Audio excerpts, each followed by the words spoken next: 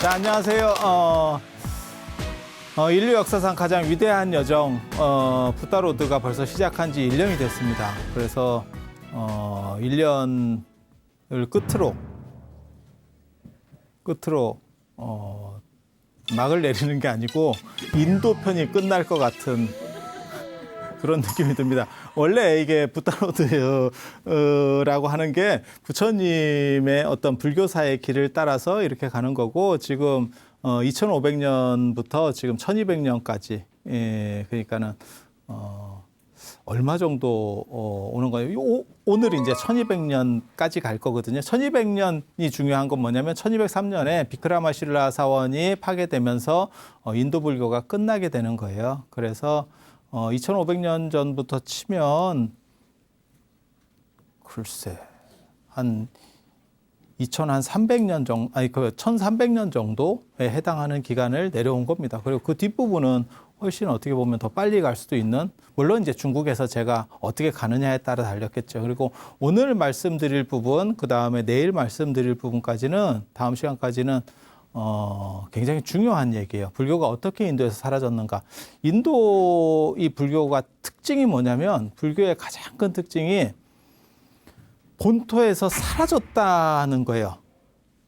그러니까 인도 문화권이라고 할 수 있는 동남아시아나 아니면 서남아시아 쪽, 그러니까 뭐 스리랑카나 태국, 미얀마, 라오스, 캄보디아 같은 데 불교가 있고, 그 다음에 동북아시아, 중국, 우리나라, 그 다음에 일본, 뭐 베트남, 뭐 이런 데 다 불교가 있는데도 불구하고 실제로 본토에서 사라지게 되는, 그건 굉장히 특이한 문제거든요. 그래서 특히 동남아시아 같은 경우는 인도 문화권이에요. 전형적인 인도 문화권이거든요. 그렇다 보니까 인도적인 부분을 가지고도 충분히 먹힐 수 있어요. 하지만 동아시아에서 먹힌다는 거는 굉장히 특이한 겁니다. 특히 나중에 이제 중국 얘기할 때 다시 해드리겠지만, 중국을 문화의 용광로라고 하거든요. 그래서 중국에 들어와서는 모든 외래 문화는 사라집니다. 용광로에 들어가면 다 녹아 없어지듯이 전부 사라지고, 유일하게 두 가지만 성공했다라고 얘기가 되거든요. 그게 하나가 불교고 하나가 공산주의예요. 근데 공산주의는 아직 들어온 지가 얼마 안 돼서, 중국 역사가 워낙 길기 때문에 지금 이런 식으로다가 흐지부지 하다가 나중에 없어지게 되면 점을 못 찍고 끝납니다. 근데 불교는 실제로 엄청난 역할들을 했고, 실제로 한 1000년 정도는 지배 이데올로기, 중심 사상이었어요. 그래서 어떻게 이렇게 될 수가 있었을까에 대한 거죠. 그래서 남의 집 안방을 뺏고 자기 집 안방은 뺏기고, 그리고 또 이 문제 때문에 무슨 일이 벌어지냐면 종갓집이 없는 거예요. 인도에 불교가 사라졌기 때문에 종갓집이 없는 거예요. 그러니까 지차들이, 장남이 없으니까 지차들이 전부 자기가 종가래. 종가래. 그래서 남방불교에서는 남방불교가 종가래. 티베트 불교는 티베트 불교가 종가래. 중국 불교는 중국 불교가 종가래요. 굉장히 재밌는 거죠. 원래 장남이 살았으면 이건 깜도 안 되는, 원래대로 하면 그런 건데, 종손이 죽어버리니까 다 이제 밑에 있다가 제가 아닐까요? 다음은 저 아닙니까? 이렇게 지금 나오는 상황들이거든요. 그런데 그냥 까놓고 얘기하면 진짜 정통은 인도에 있었겠죠. 인도에 있었겠죠.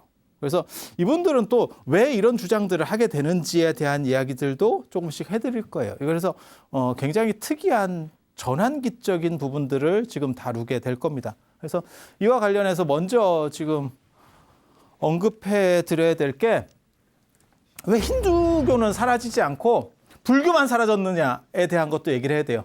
흔히 불교가 인도에서 사라지게 되는 거를 이슬람이 침략해서 그렇대요. 그리고 인도의 마지막 왕조는, 영국 지배 이전에 마지막 왕조는 무굴 제국입니다. 그 이슬람 왕조입니다. 이슬람 왕조. 그러면 하나가 사라질 거면, 불교가 사라질 거면 힌두교도 사라져야 되는 거 아니에요? 근데 힌두교가 지금 아시는지 모르겠는데 세계 종교 인구 비율로는 불교보다 많습니다. 9억이에요. 9억. 그리고 인도가 많이 줄어들었습니다. 중국도 많이 줄어들었고요. 국토가 중국이 근세에 들어가지고 많이 줄어들었습니다. 영토가. 그래서 아시는지 모르겠는데 우리나라가 원래는 중국하고 다 국경이 있었지 러시아 국경 없었습니다. 근데 최근에 러시아한테 다 뺏긴 거죠. 그래서 아니죠. 북한 얘기하는 거예요. 북한 쪽에 가면 러시아랑 국경을 대고 있죠. 그래서 중국도 많이 뺏겼고 인도도 많이 뺏겼어요. 그리고 인도는 이제 독립도 나중에 했었죠. 그게 뭐냐면 인도가 맨 마지막에 독립할 때, 영국으로 독립할 때 힌두들이 이슬람을 밀어낸 거죠. 그래서 이슬람이 이쪽으로 가서 이쪽에 파키스탄, 이쪽에 방글라데시. 파키스탄도 1억이 넘는 나라입니다. 그러니까 이슬람들을 다 밀어붙여서, 그러니까 저쪽은 이슬람의 농도가 굉장히 짙은 나라. 이게 이슬람의 천국이라는 뜻입니다. 그래서 여기 이슬람, 이쪽에 동쪽에 동파키스탄이라고 하는 게 방글라데시인데 이쪽에도 이슬람. 그렇게 해서 다 밀어냈는데도 여기에도 아직도 이슬람이 많이 남아 있어요. 그렇게밖에 될 수 없는 이유는 아까도 얘기했지만 맨 마지막 왕조가 이슬람 왕조였으니까. 우리식으로 말하면 조선이 이슬람 왕조였던 거예요. 그러면 여기 이슬람이 많이 있었겠죠. 그렇지 않겠어요? 그렇게 당연히. 그래서 인도는 이런 데가 떨어져 나갔는데도 덩치가 이렇게 큰 거예요. 몇 나라가 떨어져 나갑니다. 그런데도 덩치가 큰 거예요. 인도 자체도 워낙 크니까. 그리고 거기에 대부분은 힌두교죠. 만약에 아니 불교가 이슬람의 침략으로 없어졌다면 힌두교도 골로 가야 되는 거 아닙니까? 아니 그냥 생각을 해보면 왜 힌두는 건재한데 불교만 이렇게 포 뜨듯이 날아갔을까요? 굉장히 재밌잖아요. 그래서 그런 문제에 대해서 생각을 한번 해봐야 돼요. 그리고 조선도 불교에 대해서 굉장히 심하게 했습니다. 나중에 이제 한국 쪽으로 붓다로드가 계속 그때까지 프로가 안 없어지면 조선까지 오면 또 얘기를 해드릴 거예요. 근데 조선도 굉장히 심하게 했거든요. 그런데도 지금도 한 20% 정도가 불교 인구가 나와요. 600년을 한 거예요. 조선시대 때 거의 600년 가까이를 한 거예요. 그런데도 불교 인구가 이렇게 많이 남아있는데 이슬람은 조선보다 더 심하게 했나? 그리고 그랬으면 왜 힌두는 건재하지? 라고 하는 문제에 대해서 생각을 해봐야 돼요. 그래서 제가 늘상 얘기하는 거 있습니다. 종교는 무력으로 없어지지 않습니다.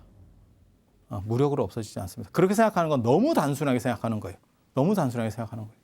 지금 이슬람도 마찬가지입니다. 지금 이슬람을 깨트리기 위해서 서구에서 아주 많은 작업들을 했어요. 근데 이슬람 문명권이 견고하게 유지되죠. 지금 중동이라고 하는 게 끄떡없어요. 끄떡없어요. 물론 거기도 세력이 많이 줄었죠. 세력이 많이 줄어들긴 했지만 실제로 뭐 그게 큰 문제는 없습니다. 그래서 무력 가지고는 그게 한계가 있습니다. 그래서 제가 그런 얘기 하잖아요. 인도도 영국 지배를 받았고 200년이나 지배를 받았고 인도 차이나 반도 쪽, 뭐 스리랑카나 안 그러면 뭐 동남아시아가 다 대부분 프랑스 아니면 스리랑카 같은 경우 영국 지배 받았고 다 100년 훨씬 넘게 받았고 그렇지만 거기에 기독교가 있느냐? 없죠. 그 문화권의 장벽을 못 넘어서 그럼 그 사람들은 양반이라서 저런 걸 안 건드렸어요? 아니에요. 똑같이 건드렸어요. 건드렸는데도 그게 문화권의 장벽에 의해서 튕겨져 나간 거예요. 튕겨져 나가는 거예요. 그런데 왜 인도에서 불교만 저렇게 사라졌느냐에 대한 거는 굉장한 미스테리입니다. 그리고 거기에 대해서 제가 오늘 얘기를 해드릴 거예요. 이런 얘기는 딴 데 가서 못 듣습니다. 딴 데 가서 못 듣습니다. 저도 이것 때문에 고민이 굉장히 많았어요. 가장 단순하게 늘상 그렇게 나와요. 모든 인도 불교 사체에 그렇게 나와요. 이슬람의 침략으로. 그러니까 이슬람이 쉽게 말해서 공격해서 쳐들어왔기 때문에 망했다. 근데 너무 그건 단순한 얘기예요. 그러면 조선에서 왜 불교는 안 없어졌냐? 똑같은 얘기가 돼도 될 수 있는 거예요. 그래서 거기에 또 무언가의 생각을 해봐야 될 그런 부분들이 존재합니다. 그게 이제 저 같은 경우는 내후외환을 겪다가 안에서 문제가 생겼다라고 말하는 거거든요. 안에서 문제가 생겼다. 그래서 그런 이야기들을 좀 해드릴 거예요. 그래서 힌두교는 지금 현재 13억 인구 중에서 9억이 힌두교고 단일 종교 중에서는 제일 큽니다. 단일 종교 중에서 제일 큽니다. 그렇지만 불교보다도 종교 인구가 더 많아요. 개신교보다는 훨씬 많고요. 당연히 개신교보다 훨씬 많고 단일 종교로 가장 많은 건 이슬람입니다. 그리고 두 번째가 천주교고요. 두 번째가 천주교고, 그리고 저 정도면 뭐 세 번째 아니면 천주교랑 거의 비슷한 정도까지 올라갈 겁니다. 그 정도로 강해요. 그런데 힌두교를 세계 종교라고 하진 않아요. 그거는 인도 문화권 안에만 존재하기 때문에 그래요. 그러니까 인도에 거의 다 밀집돼 있고 인도 차이나 반도 쪽에도 좀 있어요. 하지만 그건 인도 문화권에만 있지 세계 곳곳에서 발견되는 보편 종교가 아니기 때문에 세계 종교라고까지는 말하지 않습니다. 그래서 그런 차이점이 있다라는 거를 알아두시고 불교와 힌두교의 차이점에 대해서 이해를 해야 돼요. 이걸 이해를 해야 불교는 없어졌는데 힌두교는 살아있느냐에 대한 이야기가 되거든요. 그래서 불교와 힌두교의 가장 큰 특징은 이게 결혼합니다. 이게 독신. 불교는 다 독신인가요? 아닌 쪽도 있죠. 실제로 우리나라에 한국 불교도 종파가 여러 개가 있는데요. 독신인 데는 거의 없습니다. 단 조계종이 독신인데 덩치가 워낙 비율이 크기 때문에 사람들이 불교 이꼬르 독신 이렇게 봐요. 그리고 천주교도 마찬가지예요. 천주교도 다 독신 아니에요. 로마 카톨릭만 독신이에요. 뭐 성공회라든지 이런 데는 독신 아닙니다. 독신 아닙니다. 그래서 독신주의하고 결혼주의가 있어요. 불교 안에도 나중에 독신이 중심인데도 불구하고 이제 결혼주의로 들어오는 데가 있죠. 그래서 결혼 비율이 더 커지는 데도 있어요, 사실. 그게 일본 불교, 티베트 불교. 티베트 불교도 뭐 결혼하는 분이 훨씬 많아요. 요즘은 상대적으로 결혼하지 못하는, 독신 비율이 티베트 불교는 늘어나요. 왜냐하면 나라를 뺏기고 유랑하다 보니까 결혼할 만한 조건 자체가 안 만들어집니다. 그래서 그런 정도 생각하시면 되고, 여기에 지지 기반은 누구냐면 지지 기반은 상업입니다. 그리고 얘네는 유목하고 나중에는 농업이에요. 경제적 지지 기반들이. 이쪽은 상업이고, 그리고 또 한 가지 특징이, 불교의 특징은 신분제를 인정하지 않아요. 그러니까 태어난 후에 그 사람이 어떻게 했느냐를 중심으로 평가를 하지, 태어나면서부터 가졌던 조건, 그러니까 신분제를 인정하지 않는다는 게 나중에 무엇까지 가냐면 성차별도 없다라는 쪽까지 가요. 그러니까 모든 태생적인 차별에 대해서 부정한다. 그 사람이 노력한 것만 갖고 보겠다. 상당히 합리적이죠. 그러니까 어떤 사람은 되게 이쁘게 김태희 같이 태어날 수도 있고, 어떤 사람은 여러분 같이 태어날 수도 있고 뭐 그럴 수도 있잖아. 어떤 사람은 늘씬하게 태어날 수도 있고, 어떤 사람은 스머프가 될 수도 있고, 뭐 그렇게 될 수도 있는 거예요. 근데 그런 거는 문제가 안 된다는 거죠. 왜? 그거는 그 사람이 태생적으로 받은 조건이기 때문에 그걸로 판단해서는 그것은 올바른 가치가 아니야 라고 말하는 게 불교식이라고 생각하시면 돼요. 모든 그런 걸 떠나서 그 사람이 어떻게 노력했고 어떻게 삶을 살았는지만 가지고 판단해. 굉장히 합리적이죠. 굉장히 합리적이에요. 이에 비해서 힌두교는 신분제죠. 여러분은 어때요? 신분제 이게 더 맞는 것 같아요? 이게 더 맞는 것 같아요? 신분제 문제만 놓으면. 그죠? 근데 저게 철저하게 현대적 인식이에요. 옛날 사람들은 저거 별로 안 좋아합니다. 조선시대 때 저 얘기 하잖아요. 신분제를 없애십시다. 기득권들의 힘이 소수인데도 엄청 큰 거예요.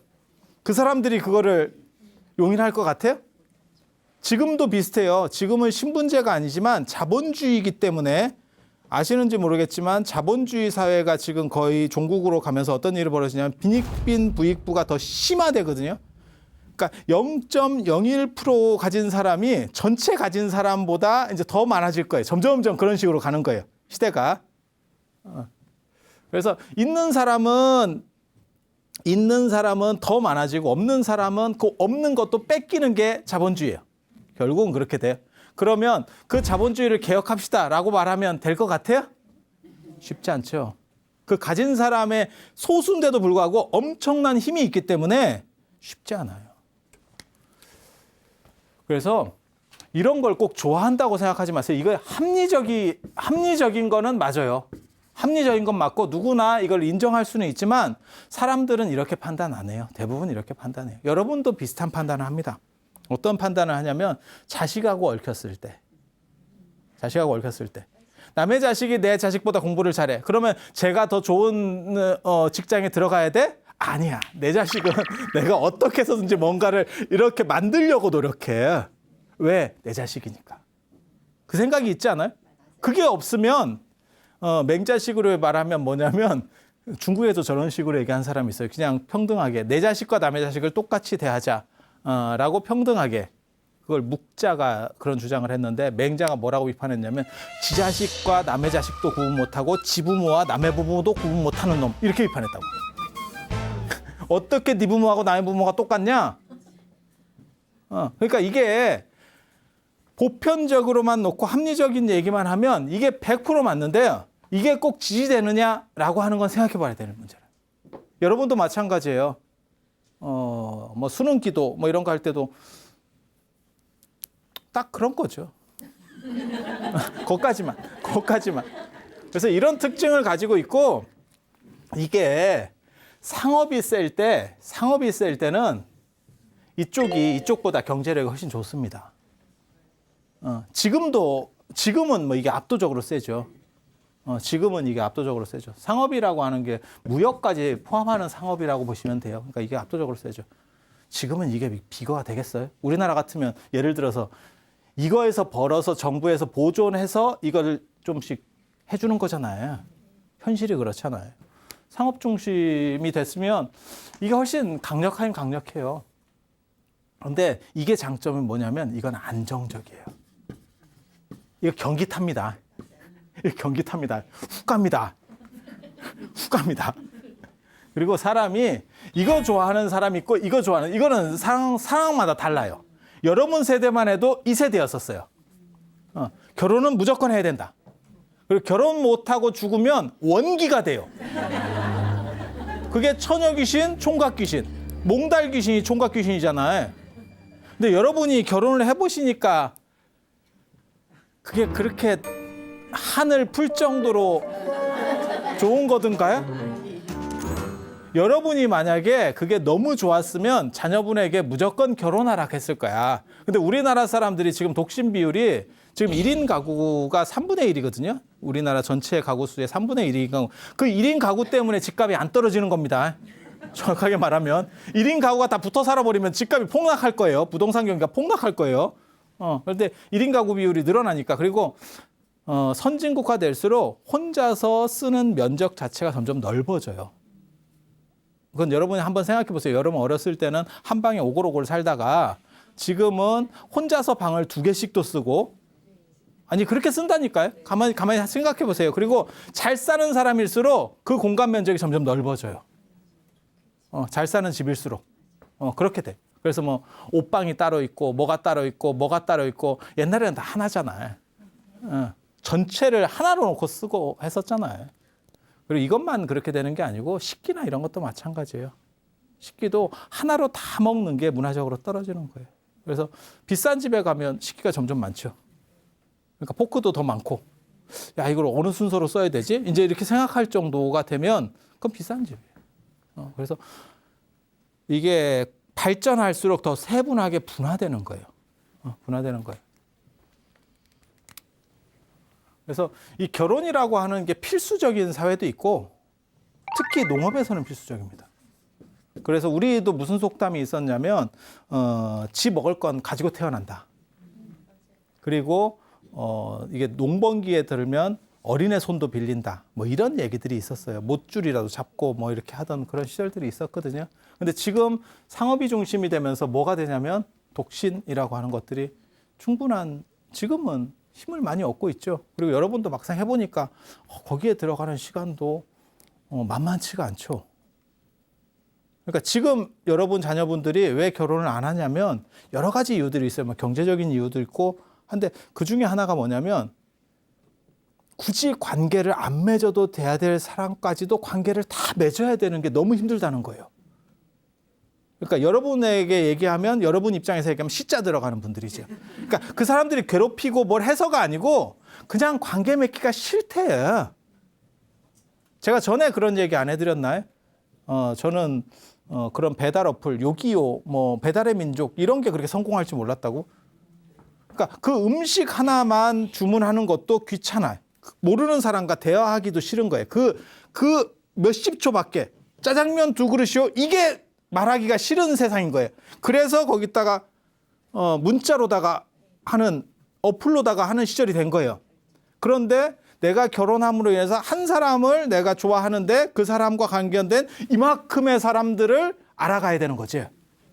그리고 그 사람들의 경조사를 챙겨야 되고 그다음에 그 일들로 관련해서 많은 것들이 생기는데 감당하기가 너무 힘든 거죠. 그래서 이런 문제들이 있는 거예요. 그러다 보니까 지금 독신에 대한 선호라는 게 문화적으로 나타나. 이게 바람직하다, 이게 바람직하다고 말하는 건 아니에요. 지금 왜 바뀌었나를 말해주는 거예요. 그러니까 배달 어플이 움직이는 배달하는 그 짧은 시간에도 음식을 주문하는 그 짧은 시간에도 말하기 싫은 타인과 말하기 싫은 사람이 집안 대 집안의 결혼을 하고 싶겠냐고. 그러면 문제가 생기겠죠. 딱 그냥 생각해 봐도. 그리고 뭘 하고 싶은 거냐면 자기 개발이죠. 자기 개발과 행복이라고 하는 걸 추구하는 거예요. 근데 보통 저도 그런 얘기를 합니다. 저한테 사람들이 제일 많이 물어보는 것 중에 하나가 선생님들이 제일 많이 물어보는 게 대학교 선생님들이 뭐 물어보냐면 당신은 시간을 어떻게 쓰는데 그렇게 많은 실적들을 만들어내느냐, 결과물을 만들어낼 수 있느냐. 그때 제가 하는 말 딱 한 가지예요. 나는 2가지에서 너네보다 훨씬 더 오래 산다. 하나는 결혼을 안 했기 때문에 가족관계에 들어가는 시간이 굉장히 적다. 굉장히 적다. 동의하시죠? 여러분도 만약에 가족관계를 안 한다고 생각을 해봐. 거기에 투자되는 시간만 생각을 해봐. 그리고 또 한 가지 뭐냐면 오다고 머리에 신경을 안 쓴다.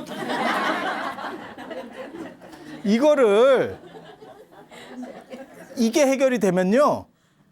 실제로 시간이 여러분들이 이 2가지만 가지고도 제가 여러분보다 5년에서 10년 더 오래 살 겁니다.